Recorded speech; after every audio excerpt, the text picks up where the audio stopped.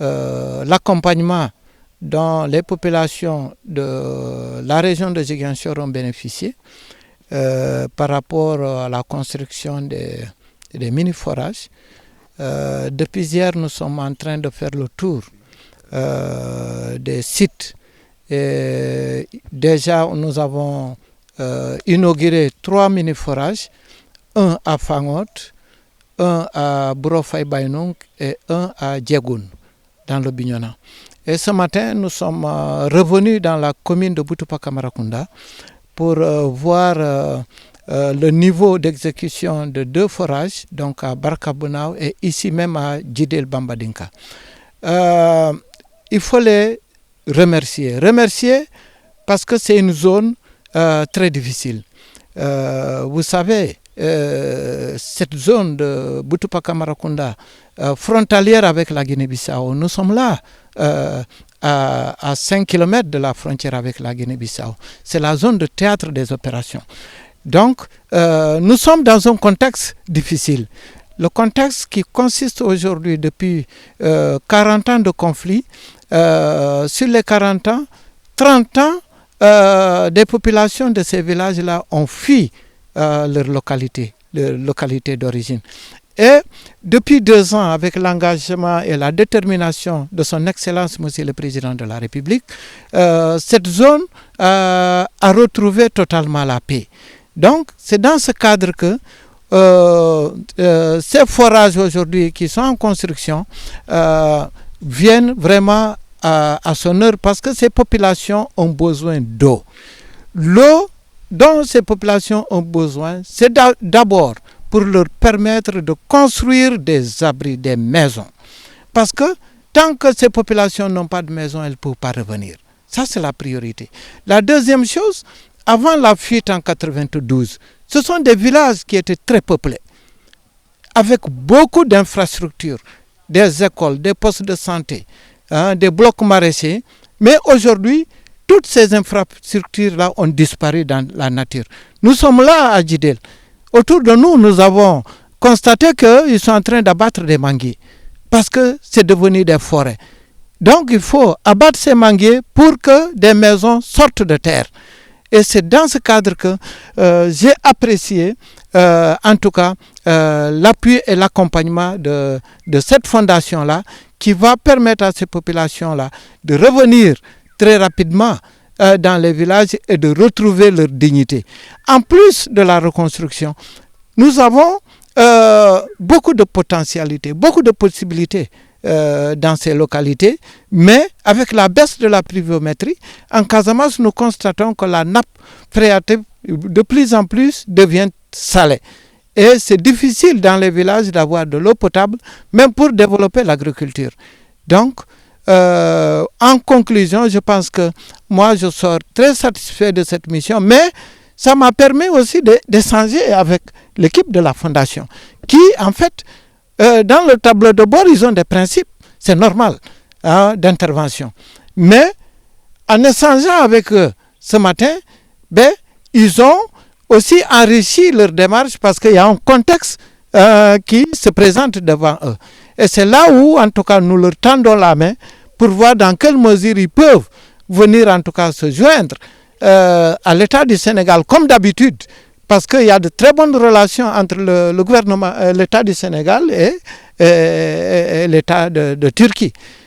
Donc, vraiment, c'est pour dire un peu ma satisfaction, en tout cas, de l'appui que vous nous apportez, mais aussi de l'engagement et de la détermination. Parce que venir jusque-là, ce n'est pas donné à tout le monde.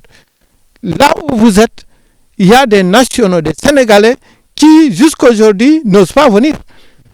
Donc si vous venez là, c'est en plus par rapport à nous. On sait que vous êtes des amis. C'est seulement des amis qui peuvent être avec nous pendant des situations difficiles et dans des zones difficiles. Et c'est ça que vous avez montré ce matin. Et vraiment, je vous remercie. Oui, nous sommes vraiment satisfaits. On a constaté que le problème au niveau de l'eau, c'est plus dans le nord du pays, dans le secteur Matam, et aussi dans le sud du pays, dans le secteur Ziguinchor.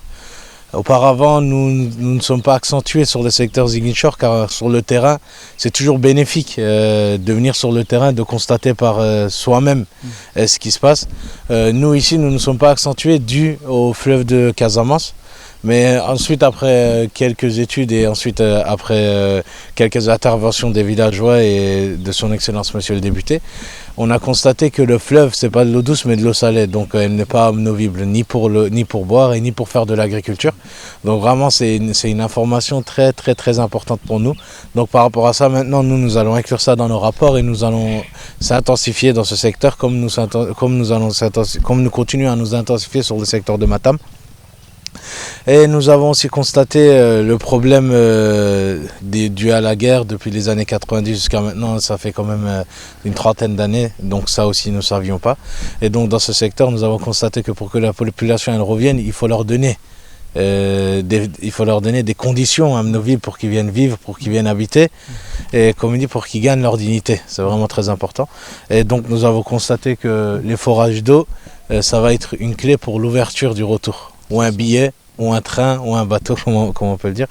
Donc vraiment, c'est des informations en or pour nous parce que nous, comment vous dire, les informations qu'on nous donne, on peut les valider ou on peut les constater que via électronique, derrière l'écran. Sur la carte ou sur le Maps. Mais quand on vient sur le terrain, vraiment nous constatons le noir et le blanc, le jour et la nuit. Donc vraiment on peut pas vraiment se fier par rapport aux statistiques, par rapport au rapport qu'on a. Donc c'est important pour nous et nous sommes contents de l'accueil, nous sommes contents de l'accompagnement. Et ça nous fait plaisir car quand nous ouvrons les forages, nous constatons qu'on donne, comme monsieur le député l'a dit, nous donnons une seconde vie à la zone où l'eau sort. Vraiment c'est important, c'est très important. Et quand on ouvre le forage, c'est toujours intéressant parce que les villageois nous demandent d'autres. Il y a d'autres demandes et ça c'est très important. Nous pensons pour le forage, mais ensuite nous constatons qu'à côté du forage, il faut un lieu de culte. On nous demande ça, donc ça aussi c'est important. À côté du lieu de culte, on regarde les classes. Les classes aussi, ils sont vraiment c'est pas amnovible pour étudier. Donc ça aussi, on va essayer de les modifier. On va essayer de soumettre ça à la direction. Et ensuite, on va essayer de créer nos projets. Mais vraiment, je vous remercie. Cette année, nous avons ramené des dons pour pouvoir construire et pouvoir offrir des colis humanitaires pour le Ramadan. Alhamdoulilah, tout s'est bien passé. Je suis très satisfait et très heureux d'avoir été accompagné par l'honorable député, M. Demba Keïta. Ça nous a très honoré de sa part, nous le remercions. Ensuite, on a vu aussi les lieux très difficiles. Nous avons vu aussi la région de Casamance, qui est une région très difficile et une zone assez délicate. Et nous sommes honorés aussi d'avoir pu construire des puits ici. Nous espérons que la population a été satisfaite et sera satisfaite et la région sera réhabilitée comme auparavant. Ensuite, je tiens à vous remercier. Je vous passe le salut de tous mes amis de Turquie et de France, de tous les donateurs. Je vous remercie beaucoup. Il y a eu énormément de demandes. Inch'Allah que nous allons faire le nécessaire pour répondre à toutes ces demandes. Qu'Allah nous donne la force. Et nous espérons très rapidement amener l'eau, car l'eau est vitale, comme vous le savez aussi, pour pouvoir réhabiliter ces zones qui sont quasiment désertiques actuellement. Esselamu Aleyküm. Öncelikle Türkiye'den bütün kardeşlerimizden size kucak dolusu selamlar getirdik. Elhamdülillah 2 gündür dolu suhularımızın açılışlarını yaptık. Vraiment, il vous remercie pour cet accompagnement et il lui a dit que ça fait vraiment plaisir la façon dont on nous a accueillis en étant le peuple sénégalais. Pour nous, il n'y a aucune différence entre les Turcs, le peuple turc et le peuple sénégalais car nous sommes des frères. Nous croyons tous en même Dieu, nous croyons tous en la même religion.